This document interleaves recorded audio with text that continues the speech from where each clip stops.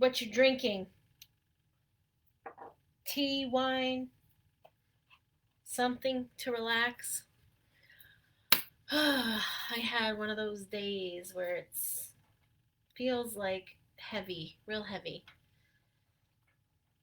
And I'll get into it in a minute, but the first thing that happened was my smile stone that I showed broke, fell on the floor and smashed.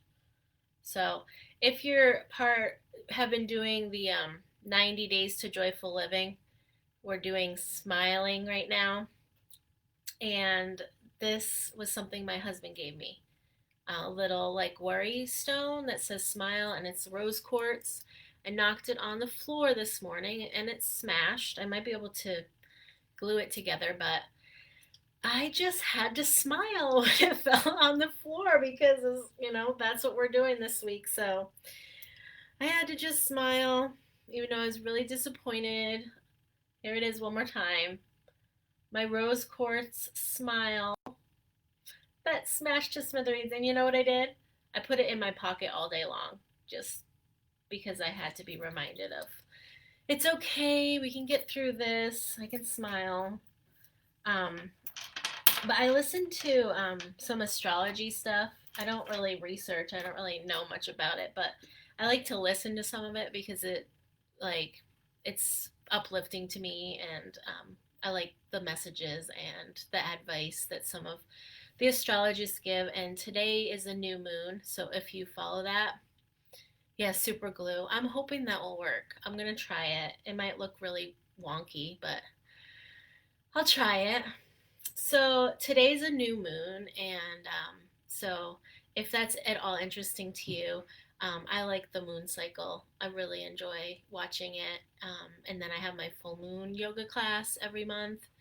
Would love to have as many people as want to try it as possible. So let me know if you want to try it. I'll give you the link.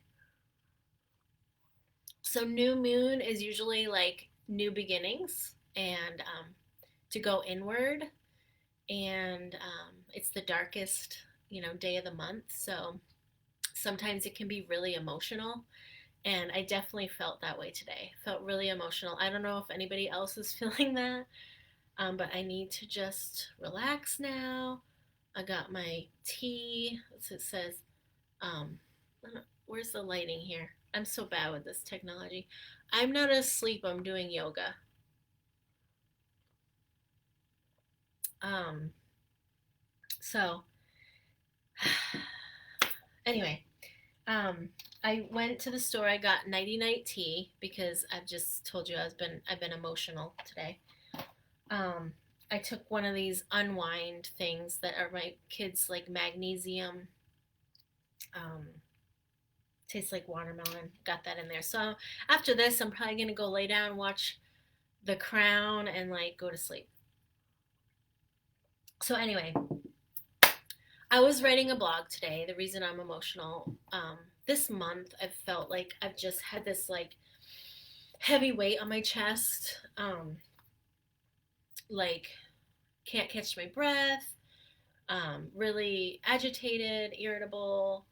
Um, I know a lot of it has to probably do with lack of sunshine, but um, when I started thinking about it, and then when I was talking to my siblings, this is when my dad was rushed to the emergency room right after the new year. He had just finished, he had he'd been battling lung cancer for about 9 months, and this is the end stages of it. And I am triggered this month, and I didn't realize why. I just had to reflect on that. Like, I think my body is still holding a lot of that um, trauma and that grief, especially this time of month, this time of year. Um, and it just hit me hard today. And I was trying to write a blog post, and it's just really emotional. Um, but I just wanted to. I'll probably post the blog post when I'm done with it, but it has all the details of really what I've been reading. This book. So if you have any trauma, that you think is still really stuck in your body. This book is called Your Body Keeps the Score. It's really, really interesting. And then that's why I made my Get Back to Self course, because it's all the things that I had to do for my mind and body to like get back from the trauma and the grief. And a lot of it's childhood stuff that I still hadn't dealt with. But anyway, that wasn't why I was getting on here tonight. But I'll I'll um I'll definitely share the blog post when I have it. So new moon, take care of yourself, take a bath, whatever you need to do um, over the next couple days to kind of set your next month in rhythm and set a new beginning. Accept any messages that come to you. Just accept them and see where they go. Okay, so today's talk was actually um, how to stay on track when others seem to be derailing you. And I put seem because that's our perception. A lot of times it seems like nobody's on your side, everybody's out to get you. You've been trying to make a change, you've been trying to do the right thing, and like you just feel like you get derailed constantly. Especially if you try to start something new this year and now's the time where you're like, I'm just feel like everybody's not letting me do what I want to do. Um, so how do you stay on track? So it could be, a diet that you're trying to do, um, exercise, a new dream or hope, a new career path, a new creative endeavor, anything that you've been trying to, even the joyful living challenge, you may feel like people are just not on the same page as you. You want to be more, more joyful, you want to be more mindful, and everybody around you is not doing that. So, a couple of words of advice. First of all, don't place the blame, because we have to start realizing that we are in control of our own path, our own emotions, how we react. So don't blame other people. Take a deep breath and look inside. You can focus on number 1, you can focus on what you can control. Which parts can you control? Not what you can control in other people, right? So this happens, this has happened throughout my life. My mom, my dad, I wanted to change so many things for them, but I couldn't. I had to do what was right for me. I could not help their unhealthy behaviors. I had to keep going with what I felt was right for my own life and my own path. Same thing with my husband. I've worked so many years on, how to have a mindful practice. He's very much in line with it, but he bucks the system. And we do a gratitude jar at dinner, so he'll participate, and it's like sometimes it feels adolescent. Like I have this other adolescent that is like, "What are we doing, mom?" kind of thing. But I just stick with it. I know it's important to our family and my kids, and that's important to me. So um, I don't let it bother me. And I do talk to him about things that do bother me. But the same thing with diet. He, a few years ago, um, was really, really sick and ended up with a Crohn's diagnosis. And there's only so much you can do to help someone with their diet. You can't force them to eat certain things. You have to just do what's best for you and hope that small steps will help, especially with children. Like introduce foods constantly. I'm eating this and try it. Takes a lot of times to try things, and eventually maybe you'll love it. Don't give up. Just do what's right for you, and eventually people around you will understand and come along. Number 2, keep your passions alive. Do not forget your hopes and dreams. your passions. I was listening to, like I was saying at the beginning of this video, um, I was listening to an astrologist today, and he said the definition of passion is to suffer and endure. So he was like, well, passion isn't supposed to be about suffering and enduring. It's supposed to be something that drives you, makes you happy. And so it's just an interesting word.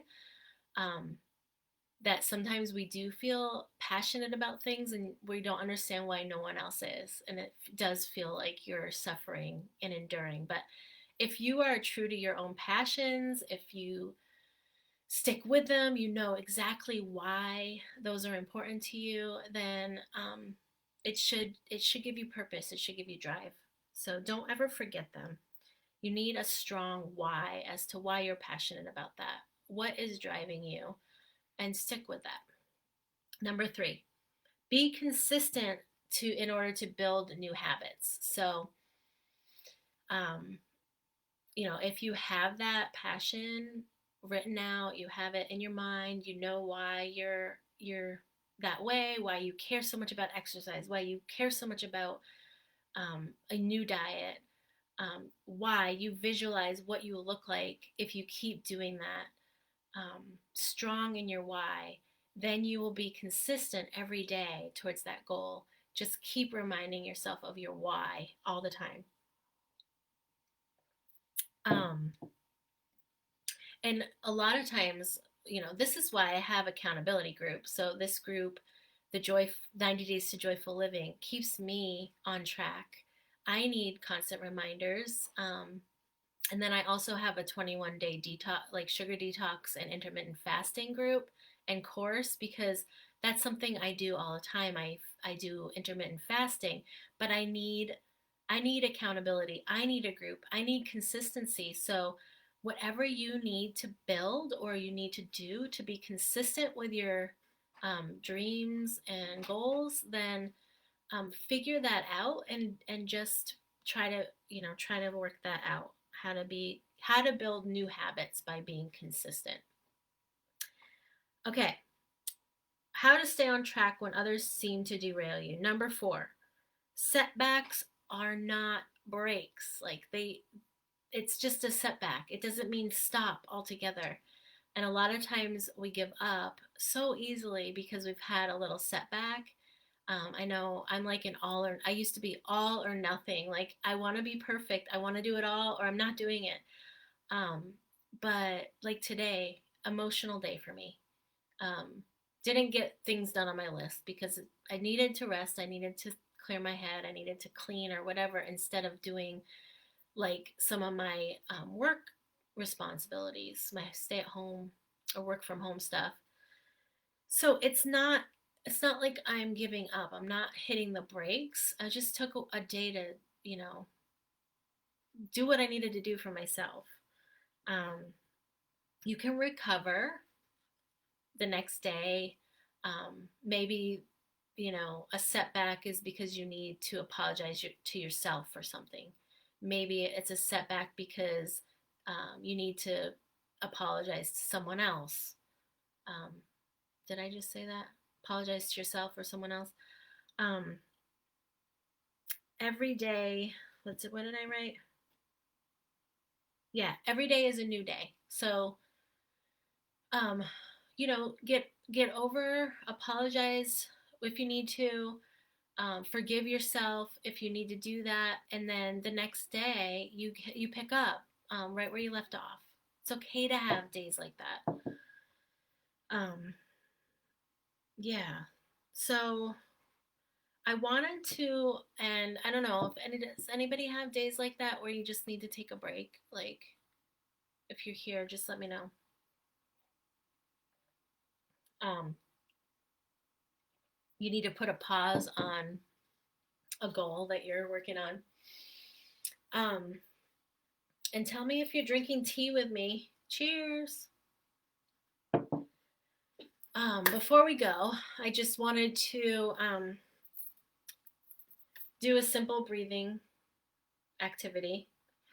I actually used my oil, abundance oil, which I just roll in my palm of my hands and then breathe it in. So I picked an affirmation. So a lot of times when you feel like people are derailing you, it's because your confidence. You have to have conviction. You need to be confident in what you believe. So my affirmation tonight to leave you with is, because I believe in myself, so will others. So what I do is I pick an oil that I like. And this is in another course. I use oils a lot in my courses because they help the body to.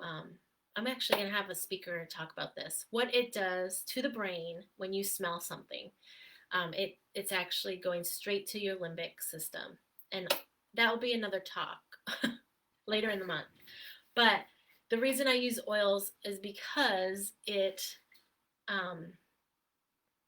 really solidifies the affirmation. So I breathe it in, and because I believe in myself, so will others. You need to say it at least 3 times. Nice deep breath. Because I believe in myself, so will others. Because I believe in myself, so will others. If you have a pep talk for yourself when you feel like people are trying to derail you, it really helps. So pick something that you can pep talk yourself with. That's the one I'm using right now. Because I believe in myself, so will others. Stephanie says she's drinking iced coffee. Oh my gosh, I would be up all night if I was doing that. I'm ready. Maybe you're a night worker. I don't know. That doesn't keep you up, Stephanie. I can't do it. But this nighty night tea, oh my gosh, I think it's gonna make me fall asleep. Passion flower, herb, chamomile, catnip, and some other stuff.